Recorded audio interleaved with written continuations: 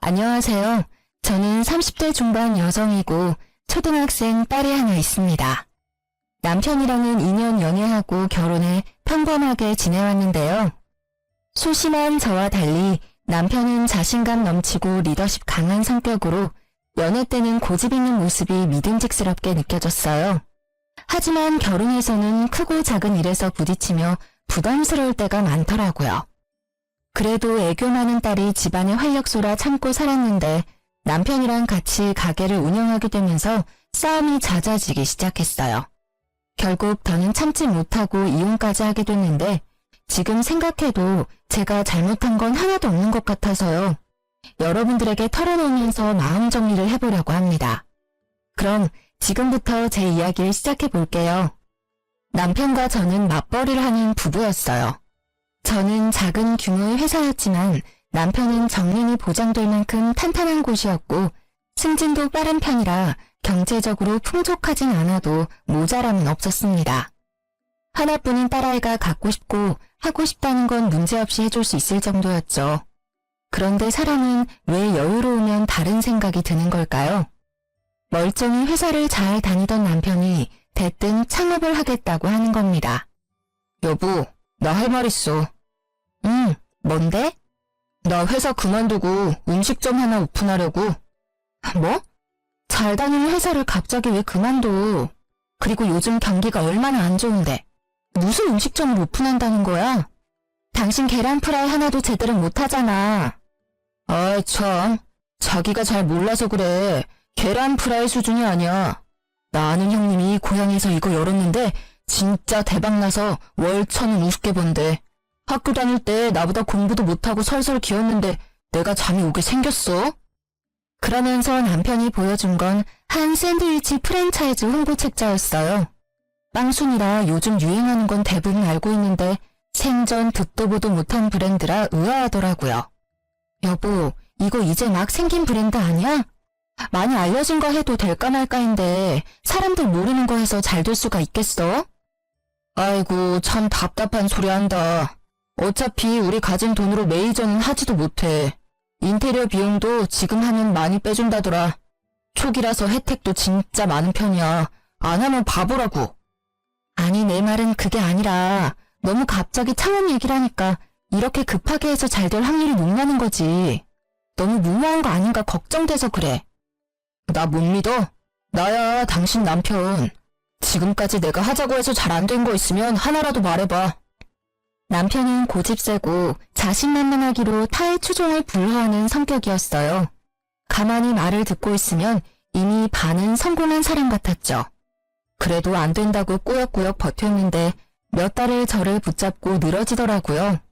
저를 설득하기 위해 눈에 불을 켜고 달려드는데 방법도 갖가지였어요. 어느 날은 진지하게 대화했다가 갑자기 욱 승질을 냈다가 나중에는 자기를 못 믿냐면서 눈물까지 흘리던 거 있죠? 나 진짜 열심히 해볼게. 나 좀 믿어주라. 모르겠다. 그래, 알았어. 결국 남편의 눈물에 마음이 약해져서 그만 허락을 해주고 말았습니다.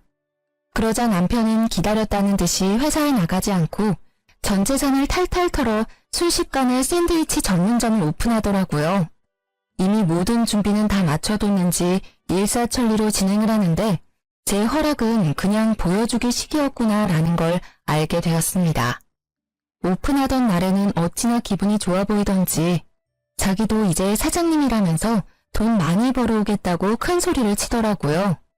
옆에서 지켜보자니 너무 들뜬 모습이 못 믿어오면서도 그래 사람이 저렇게 잘해보겠다고 하는데 한번 믿어보자 하는 바보 같은 생각도 들었습니다. 그렇게 우여곡절 끝에 가게를 오픈하고 나서 곧 저도 회사를 그만두고 남편을 돕기로 했어요. 남편 혼자 가게를 운영하기에는 손이 모자란데 그렇다고 직원을 고용하자니 인건비가 부담되더라고요. 여보, 그런데 둘 중 한 명은 회사를 다녀야 하는 거 아니야? 우리 공과금이랑 은행 이자랑 애 학원비도 계속 나갈 텐데. 당신 솔직히 지금 다니는 회사에서 뭐 얼마나 번다고 그래. 초기에 신경을 많이 써야 단골도 생기고 자리도 빨리 잡지. 그런가? 그래도 조금이라도 고정 수입은 있어야 하는 거 아니야? 에이, 나무만 보지 말고 숲을 봐. 가게가 잘 돼야 당신도 사모님 소리 듣고 편히 쉴 거 아니야. 내 말이 맞아. 당신은 그냥 나만 믿고 따라와. 항상 기고만장한 사람이랑 살면 귀가 얇아지는 것일까요? 이때만 해도 남편 말이 일리가 있어 보였습니다. 그래서 찝찝하긴 했지만 회사에 사직서를 내고 남편 가게에 같이 출근을 하게 됐어요. 그런데 남편이랑 24시간 같이 붙어있게 되자 얼마 지나지 않아 생각지 못했던 트러블이 일어나기 시작하더라고요. 여보, 아까 내가 말한 청상추 다 다듬었어? 아니, 지금 하고 있어. 양이 꽤 많아가지고 시간이 좀 걸리네. 그걸 지금까지 붙잡고 있으면 어떡해. 오픈 시간 얼마 안 남았는데. 아, 거북이도 아니고 왜 이렇게 느려? 진짜 답답하다 답답해. 뭐? 거북이? 답답? 나름대로 열심히 하고 있는 사람한테 그게 할 소리야? 아, 몰라. 어쨌든 그거 빨리 끝내고 여자 화장실 청소도 좀 해줘. 거울이랑 변기랑 꼼꼼히 하는 거 잊지 말고. 전에 당신이 다 했다고 했는데 나중에 보니까 변기 뒤쪽에 얼룩 그대로 있더라. 그건 타일 색깔이 원래 그런 거야. 아니 그렇게 꼼꼼히 잘하면 당신이 하든가. 당신은 뭐 하는데? 나는 벌써 홀 청소 다 하고 간판까지 닦고 왔어. 그렇게 입 대빨 나와서 툴툴거릴 시간에 벌써 다 했겠다. 좀 서둘러서 빨리 좀 해.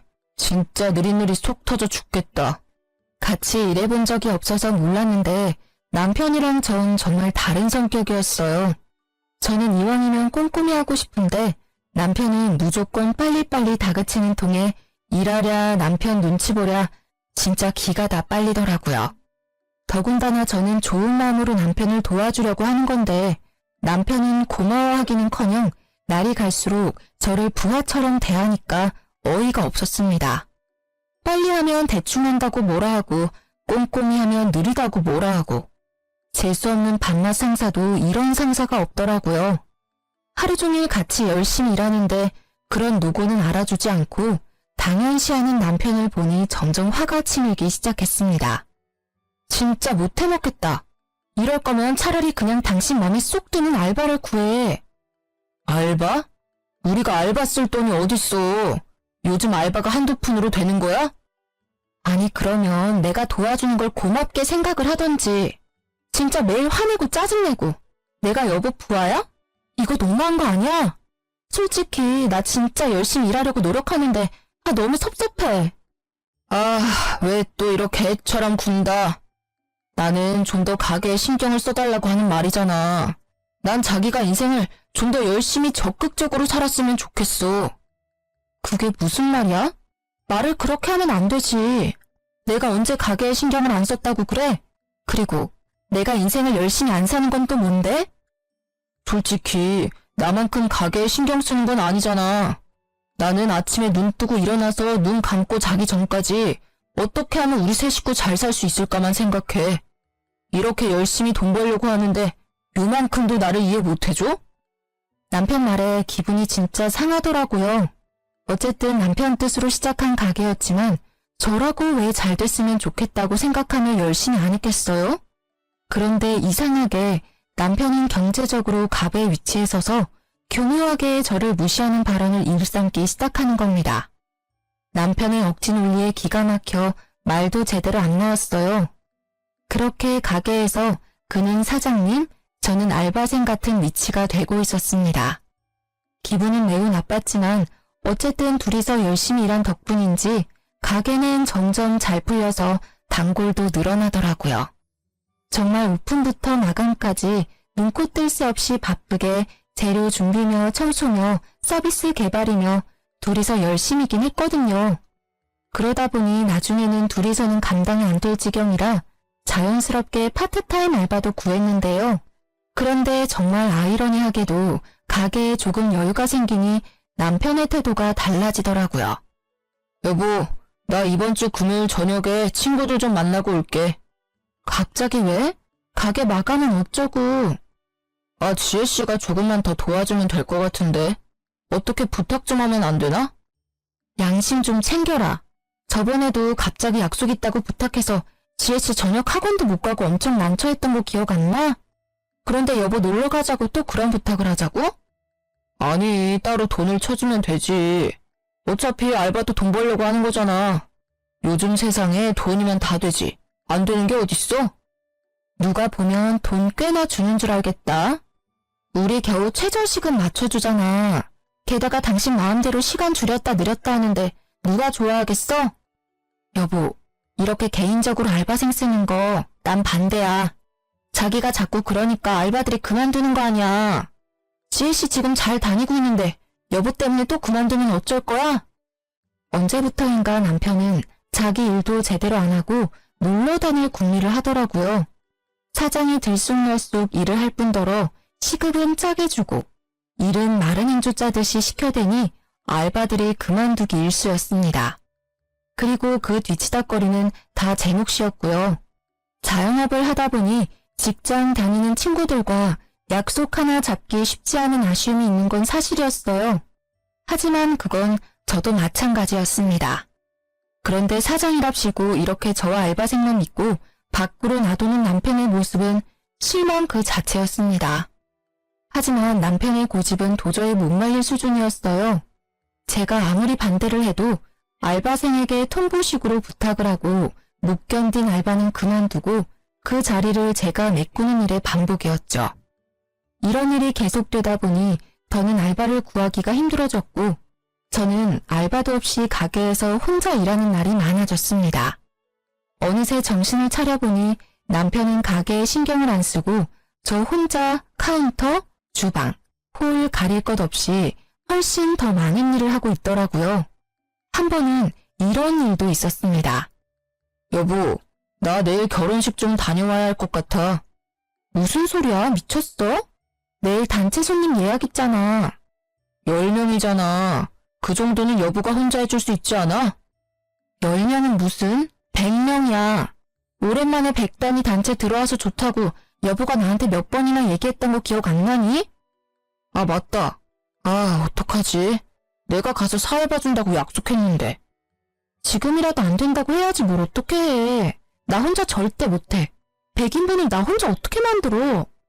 그럼 내가 최대한 빨리 갔다가 올게. 어차피 결혼식은 첫 타임이고 단체는 1시까지 배달이니까 충분히 갔다 올 수 있을 것 같은데. 제 시간에 온다고 장담할 수 있어? 절대 안 돼. 안 된다고 했다. 다음날 고집불통 남편은 제 이야기는 안중에도 없다는 듯이 재료 준비를 대충 끝내놨다면서 결혼식장으로 향했습니다.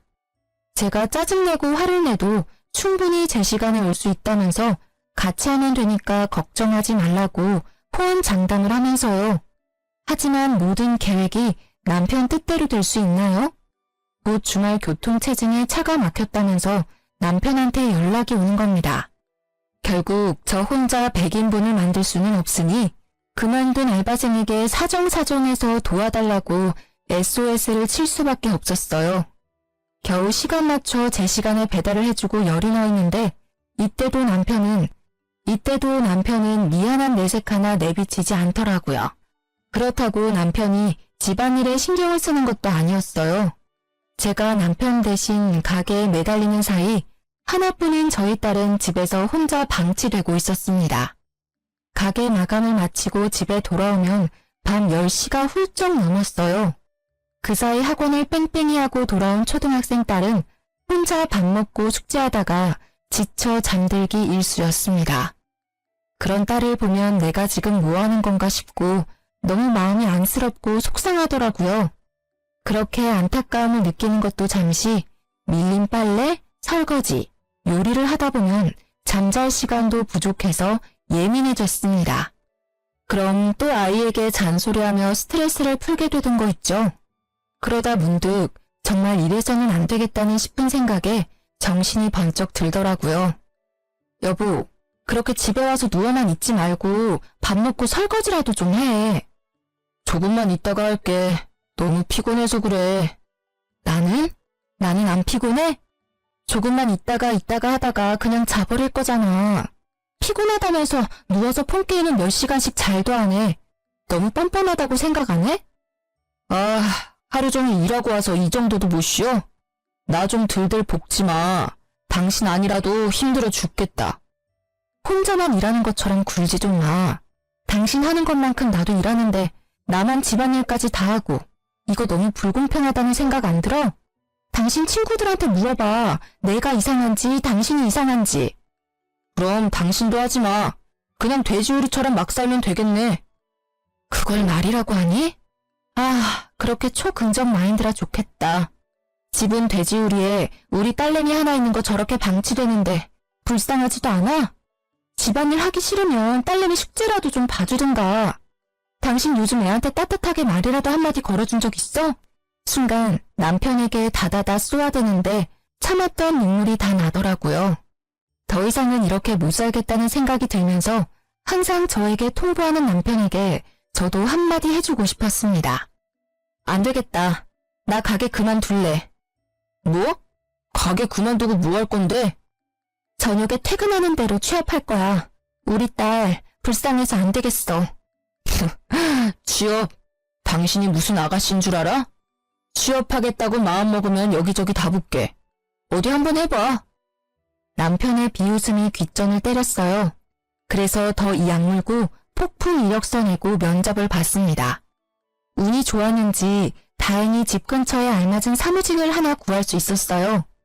월급은 적지만 학원 다녀온 딸을 픽업할 수 있는 시간대에 퇴근할 수 있다는 것만으로도 만족스러웠습니다. 처음에는 언제까지 가나 두고 보자 모두였던 남편도 제가 면접에 붙자 알바를 다시 구해야겠다면서 수긍을 하더라고요. 그렇게 남편과 저 그리고 딸까지 세 식구가 다시 제자리를 찾나 싶었어요. 그런데 공교롭게도 이쯤부터 남편 가게에 적신호가 켜졌습니다. 인근에 유명 프랜차이즈 샌드위치 업체가 들어오면서 남편 가게 매출이 눈에 띄게 뚝 떨어지기 시작한 겁니다. 일을 마치고 돌아온 남편의 얼굴이 어두운 날이 늘어났죠. 아, 하루 종일 서서 일하고 왔는데 반찬이 이게 뭐야? 왜? 당신 콩나물국이랑 고등어 좋아하잖아. 애써 좋아하는 걸로만 차려놨는데 왜 갑자기 안 하던 반찬 투정이야? 맨날 그 국에 그 반찬. 좀 맛있는 것도 하고 그래라. 하루 종일 컴퓨터 앞에 앉아서 딩가딩가 놀다가 오면서 마트 가서 좀 신경 써서 밥도 차려주고 그러라고. 지금 말 다 했어? 일하면서 집안일까지 하는 게 쉬운 일인 줄 알아? 그리고 내가 무슨 회사에서 놀다 오는 줄 아나 본데 나도 힘들게 일하고 오는 거야. 게다가 일 마치고 딸내미 데려오면 밥하고 반찬하는 시간도 빠듯해. 이 정도도 감지덕지라고. 어쨌든 나보다는 일찍 마치잖아. 내가 이 말까지는 안 하려고 그랬는데 고작 이러려고 가게 뛰쳐나간 거야?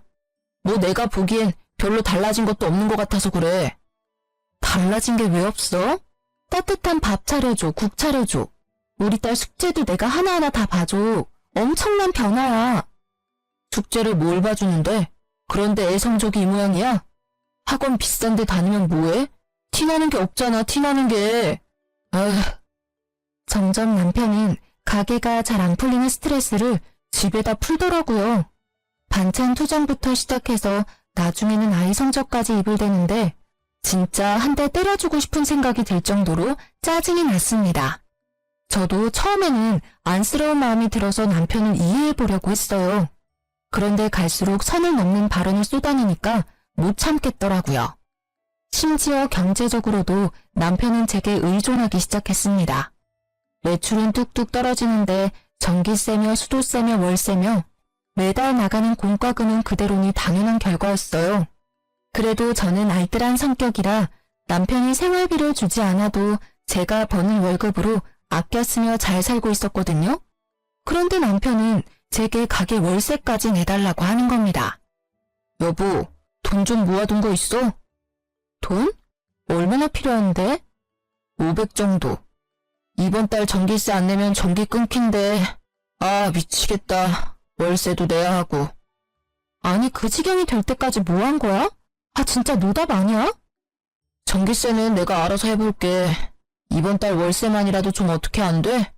당신 회사 꽤 다녔는데 모아둔 것도 좀 있을 거 아니야. 아, 알겠어. 그럼 내가 월세는 어떻게든 내볼게. 근데 당신 가게 그냥 접으면 안 돼? 회복될 기미도 안 보이는데 언제까지 밑 빠진 독에 물붓기처럼 이렇게 살 순 없잖아. 아, 진짜 짜증나네. 가게에 들어간 돈이 얼만데 무슨 가게를 접어. 사업하다 보면 이 정도 고비는 다 오는 건데 아직 망한 것도 아니잖아. 당신은 내가 망하길 기다리는 사람처럼 얘기를 하네? 아니, 그게 아니라 지금 우리 형편도 안 좋은데 무리해서 가게 운영해봤자. 됐어. 이번 달만 지나면 내가 당신한테 도와달라고 할 일 절대 없을 거야. 진짜 치사해서. 다 회사 다니고 애 키우고 그렇게 살아. 유세 좀 떨지 마. 적반하장으로 혼자 성질내고 욱하는 남편의 모습에 기가 막혔습니다. 현실을 직시하지는 못할 망정 자존심만 내세우면서 몇 달째 생활비도 주지 않는 남편이 답답했어요. 이번 달만 도와달라더니 다음 달에도 그 다음 달에도 월세 지원은 계속됐습니다. 그래도 어쩌겠습니까? 하나뿐인 딸의 아빠이고 가게가 잘 되는 게 우리 가정에도 좋은 일인 건 맞잖아요. 또 부부라면 힘들고 지칠 때 함께 힘을 모으는 거라고 배우기도 했고요. 그래서 저는 아내로서 끝까지 남편을 도와주기 위해 모아둔 월급을 쪼개서 월세를 내고 쉬는 주말에 가게 일까지 도와줬습니다. 오랜만에 나간 가게는 진짜 개판이 따로 없더라고요. 혼자 장사가 안 된다고 얼마나 방치를 한 건지 주방의 묵은 때와 정리 안 된 냉장고는 헉소리가 나올 정도였어요. 이렇게 돼서는 민원까지 들어오겠다 싶어 두 팔 걷어붙이고 대청소부터 시작했죠. 안 그래도 사무직 일을 하는 거라 하루 종일 어깨며 팔이며 많이 아팠거든요. 그래도 꾹 참고 고무장갑 낀 손으로 박박 문질러 묵은 때를 벗기고 박스채 쌓인 식재료를 하나하나 꺼내서 정리하고 버렸습니다. 다 하고 나니까 반나절이 훌쩍 지나 있더라고요. 그 사이에 남편은 주문 받는다는 핑계로 홀에서 놀고 있더라고요. 어이가 없었지만 그래도 좋은 마음으로 시작한 거니 잘 마무리해주고 싶었어요. 그래서 남은 식재료 박스를 마저 정리해주려고 드는데 순간 어깨에서 뚝소리가 나더니 엄청난 고통이 밀려오는 겁니다. 외마디 비명과 함께 주방 바닥에 그냥 누워버릴 충격이었어요. 아, 아파. 여보. 뭐야, 무슨 일이야? 나 이거 들다가 갑자기 어깨에서 뚝소리가 났는데 너무 아파. 팔 빠진 것 같은데 인대가 늘어난 건가? 하여간에 병원에 가봐야 할 것 같아. 조심 좀 하지. 애처럼 덜렁대서 큰일이다. 그러지 말고 나 잡고 팔 한번 흔들어 봐봐. 아니, 못 움직이겠어. 아프다니까? 팔이 그렇게 쉽게 빠지지 않아서 그래. 이거 봐라, 움직일 수 있네. 그럼 빠진 건 아니거든? 나도 일하면서 한 번씩 그런 적 있어. 잠깐만 기다려 봐봐. 어디 가는데? 괜찮냐는 말 한마디 없이 아픈 사람 놔두고 훌쩍 사라져버린 남편의 뒷모습을 멍하니 바라봤어요. 아파서 눈물이 찔끔 나는데 혼자 차가운 주방 바닥에 쓰러져 있자니 서럽더라고요. 그래도 곧 병원에 갈 수 있겠지 생각하며 버텼는데요. 얼마 뒤 다녀온 남편 손에 약봉지 하나가 들려있는 겁니다. 여보, 어디 갔다 왔어? 그게 뭔데? 나 너무 힘들어. 팔 못 움직이면 어쩌지? 우리 딸내미 케어도 해야 하고 회사도 가야 하는데 큰일이야. 파스 이거 하나면 다 돼. 걱정하지 마. 야, 나 팔이랑 어깨 원래부터 아팠던 것도 모르지 너? 나 병원 가야 할 것 같다고. 고작 이걸로 무슨 병원을 간다고 그래. 병원 가면 초음파 찍자고 하고 엑스레이 찍자고 하고 물리치료하자고 하고 다 돈이야 돈. 파스 하나면 될 건데 진짜 괜히 엄살 좀 부리지 마. 진짜 쓰러져서 남편이 하는 말을 듣는데 분노가 치솟았어요. 이를 꽉 물고 엉금엉금 기어가서 제 폰으로 119에 연락했고 병원으로 향했습니다. 결과는 어깨 빠짐이었고 통증이 심했을 텐데 어찌 참으셨냐고 다들 놀라더라고요. 의사 앞에서 보호자 명목으로 따라온 남편은 끝까지 이상하다 하면서 고개를 갸웃거리고 있었어요. 남이 보면 보호자가 맞나 싶을 정도로 대면대면한 모습이었죠. 가만 보니 자기가 생각했던 것보다 더 심한 상태인 게 이해가 안 됐는지 의사와 간호사를 잡고 진짜냐고 진짜 팔 빠진 거냐고 거듭 묻고 있더라고요. 멍청하게 또한 그 모습을 보는데 아주 남아있는 정이 뚝 떨어졌습니다. 나 더는 못 참겠어. 내가 바보처럼 참고 살아주니까 아주 우습지? 왜 갑자기 급발진인데? 치료 잘 됐잖아. 그럼 된 거 아니야? 사람이 다쳤으면 괜찮냐고 묻는 게 우선 아니야? 내가 왜 이렇게 됐는데? 항상 내가 참고 맞춰주니까 당신 가족들 아무도 모르는 거잖아. 당신 이렇게 뻔뻔한 거 안 되겠어. 나 지금 당장 어머니한테 다 말해버릴 거야. 내가 당신 가기 시작하고 어떻게 살아왔는지 어머니도 아셔야 돼. 너무 열이 받아 아픔을 이끌고 시댁으로 향했어요. 집에는 시모 혼자 TV를 보고 있더라고요. 남편을 돕는다고 아이를 잠시 시댁에 맡겼는데 다행히 시부가 공원에 데리고 나갔다고 했습니다. 아이 앞에서 화내고 싶지 않았는데 잘 됐다 싶었죠. 연락도 없이 씩씩거리며 온 며느리의 모습에 놀랐는지 시모가 두서없이 이것저것 물어대더라고요. 연락도 없이 무슨 일이야? 애비는 어디 가고 혼자 왔어? 그리고 그 팔은 또 뭐야? 깁스까지 하고. 넘어졌니? 에휴, 뭐 하느라 정신이 팔려서 또 핸드폰 보면서 걸은 거 아니야? 어머니, 저 이거 남편 가게 일 하다가 다친 거예요. 제가 진짜 걱정하실까 말 안 하려 했는데 지금 남편이 어떤 줄 아세요? 전재산 탈탈 털어서 차린 가게는 쫄딱 다 망하게 생겼고요. 그동안 생활비 한 푼 안 갖다 줘서 저 혼자 벌어먹고 살았고 지금은 제 월급으로 월세까지 내주는 판국이에요. 그런데도 그이는 저 다친 건 안중에도 없고 미안한 기색도 없어요. 마구 쏟아내는 제 하소연을 들은 시모는 아무 말 없이 한숨만 쉬더라고요. 머리가 아프다는 듯이 얼굴을 찌푸리고 이마를 짚어대는데 말 안 해도 고집불통 자기 아들 치부는 본인이 더 잘 아는 듯 했습니다. 생각해보면 시모도 자기 중심적인 아들 키우면서 상처를 많이 받았다고 저한테 이야기하기도 했었어요. 그래서 저한테 이런 아들이랑 잘 살아줘서 고맙다고 하기도 했고요. 그런 말이 예전에는 감사하게 들렸는데 이제는 내가 할 뒤치다꺼리를 가져가줘서 고맙다는 소리 같았습니다. 하지만 동병상련이라고 저를 이해해주고 도와주겠노라 말했으면 시모에게는 악감정이 생기지 않았을지도 모르겠어요. 그런데 가재는 개편이라더니 대뜸 시모가 아들 편을 드는 겁니다. 그래서 너는 뭐 어쩌자는 거냐? 네? 뭘 어쩌긴 어째요. 어머니, 저 진짜 미치고 팔짝 뛰겠어요. 제발 저 좀 도와주세요. 그이한테 말해서 가게 접고 일하라고 좀 해주세요. 애비는 그렇게 하겠대?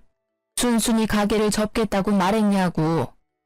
안 그러니까 제가 답답해서 미치겠다는 거죠. 훤히 망해가는 게 눈에 뻔히 보이는데 그간 들어간 돈이 아까워서 간판 못 내린다고 자기 말리지 말래요. 어머니, 이게 말이 돼요? 왜 저만 희생을 해야 해요? 힘들어도 어쩌겠니? 가족이잖아. 그럼 남편 힘들게 일하는데 아내가 돼서 그 정도 응원도 못 해주니? 솔직히 네가 회사 다닌다고 가게 소홀히 해서 이렇게 된 건 아니야? 둘이서 하던 가게 한 명 빠지면 빈자리 티나는 건 당연하지 않아? 시모 말에 순간 머릿속이 멍해졌습니다. 아무리 엄마로서 아들 편을 든다고 해도 정도가 있지. 어떤 왜 회로를 거치면 이런 무적의 논리가 나오는지. 남편의 뻔뻔함은 결국 시모 유전자인가 싶더라고요.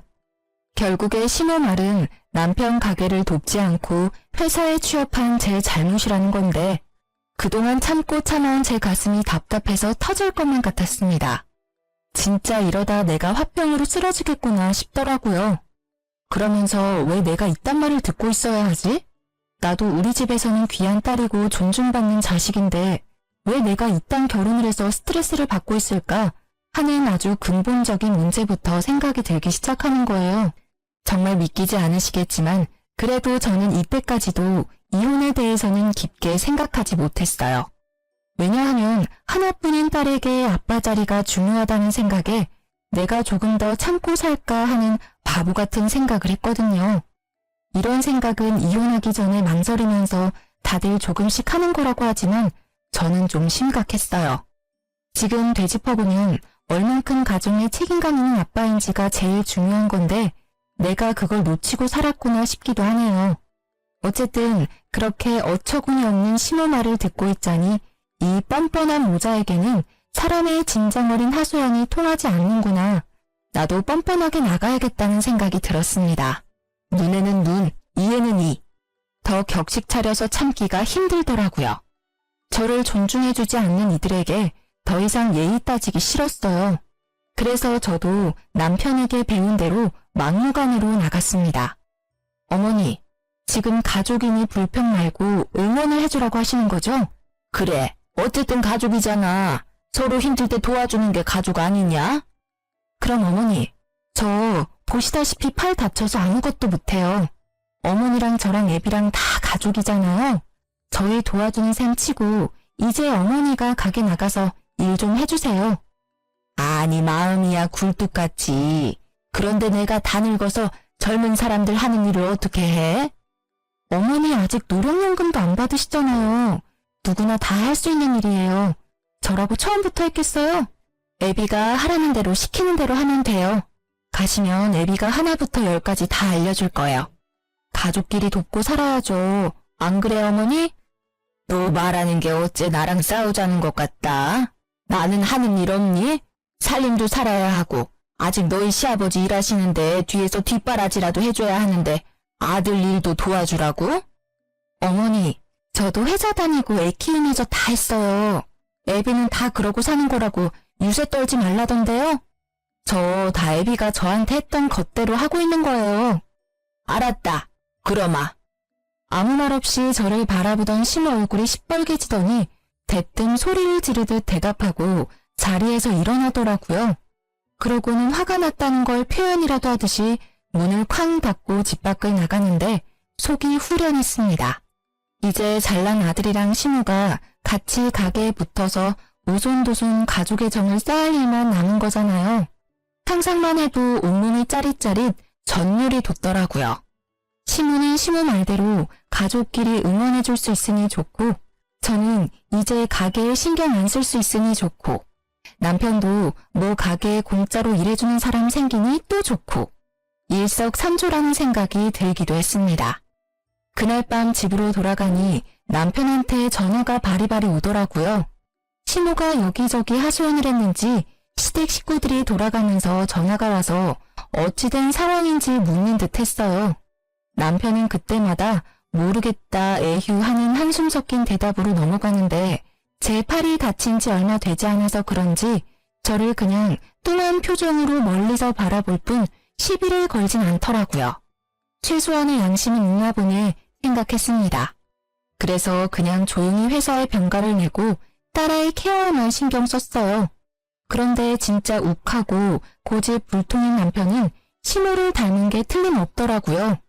정말 콩콩 팥팥이라고 느낀 게 다음 날부터 심호가 정말로 남편 가게에 출근해서 보란 듯이 일을 하는 겁니다.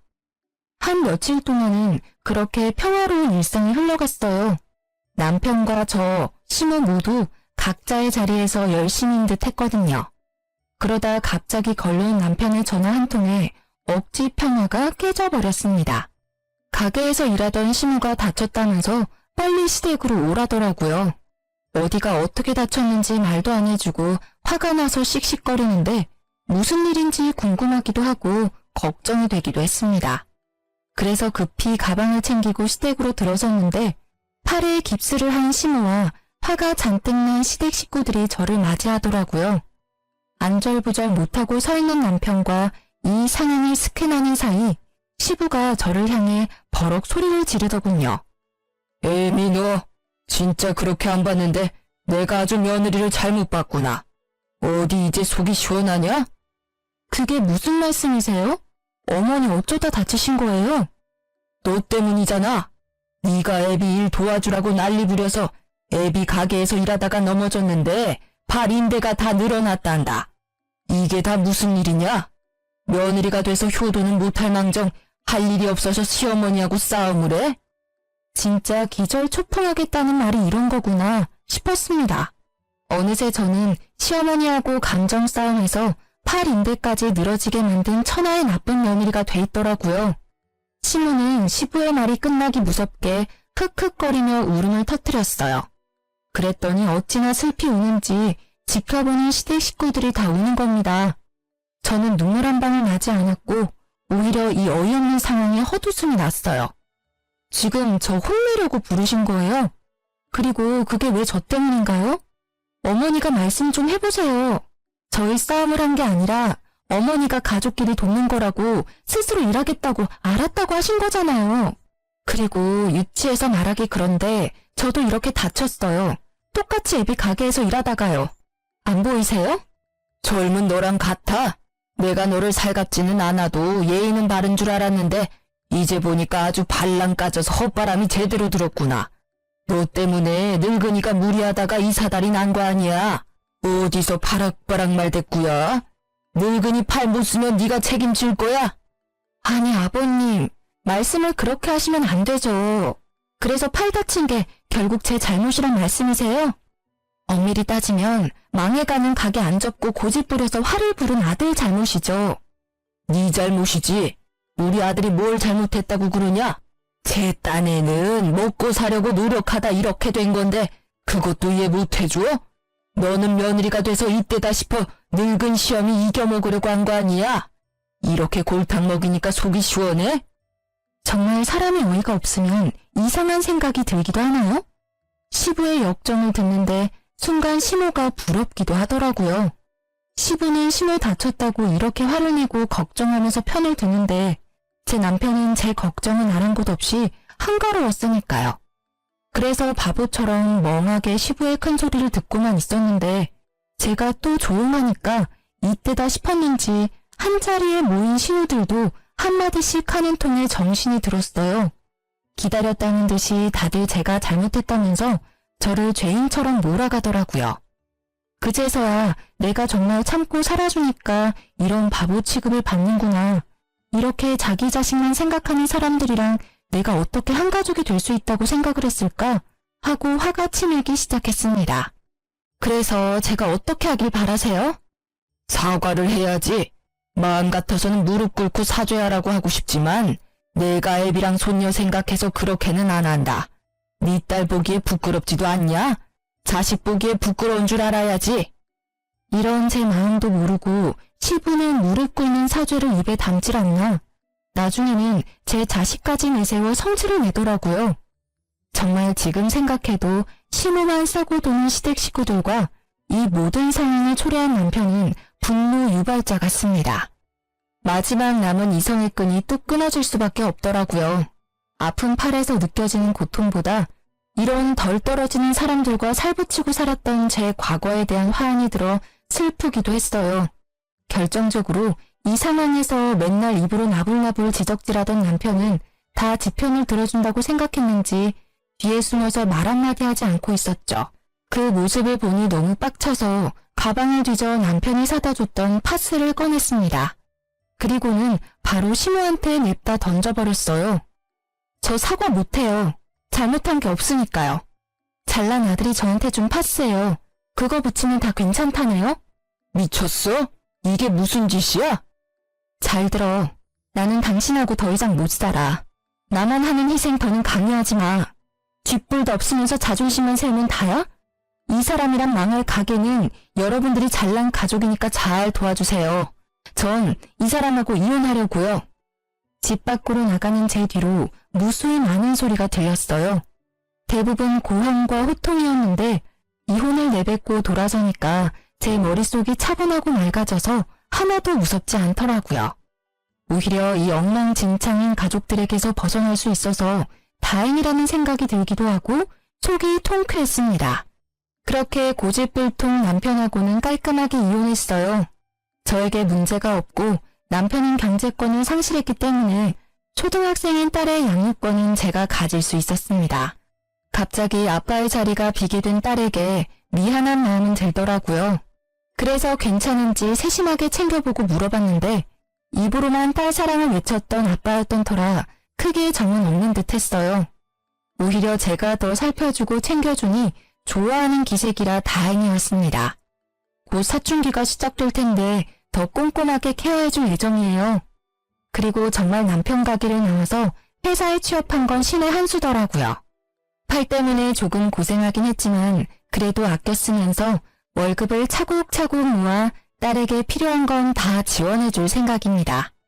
무능하면서 자존심만 내세우는 남편보다는 성실하고 책임감 있는 제가 더 낫지 않을까 싶어요. 예전에는 남편이 알아서 다 한다고 자기 말만 들으라고 고집을 부리니까 뒤에서 지켜보곤 했는데요. 이제는 제가 사랑하는 딸아이를 지켜야 하기 때문에 더욱더 강하고 씩씩한 엄마가 되려고 해요. 애벌레가 나비가 되려면 엄청난 시간과 노력이 필요하듯 저 역시 결혼과 이혼으로 한 뼘 더 성장한 느낌이네요. 전 남편을 만나서 고생한 거 생각하면 화가 나지만 딸이 있으니까 최대한 과거는 잊고 미래만 생각하려고요. 그런데 어리석은 전 남편은 아직 철이 덜 들었는지 들리는 소문으로는 망한 가게를 살려보겠다고 친구들한테 여기저기 손을 벌리다가 못 갚아서 손절당하고 인간관계도 망했다고 하더라고요. 진짜 자기를 생각하는 사람들이 해주는 조언은 제대로 듣지 않고 당장의 자존심만 내세우는 결과 같기도 한데요. 거기서 정신을 못 차리고 결국 고금리 사금융에도 손대서 이자 감당을 못해 파산하고 신용불량자까지 된 모양이에요. 정말 이혼하지 않고 계속 참고 살았으면 저희 딸에게까지 피해가 가고 저 역시 못난 부모가 될 뻔했으니 진짜 이제라도 헤어지게 돼 다행이라는 생각이 듭니다. 여기까지가 제가 이혼을 하게 된 이야기예요. 정말 속이 후련하고 앞으로 딸과 함께 걸어갈 내일이 기대가 되네요. 길고 긴 이야기를 들어주셔서 정말 감사해요. 저희 모녀가 살아갈 앞날도 응원해주시면 더 감사하겠습니다.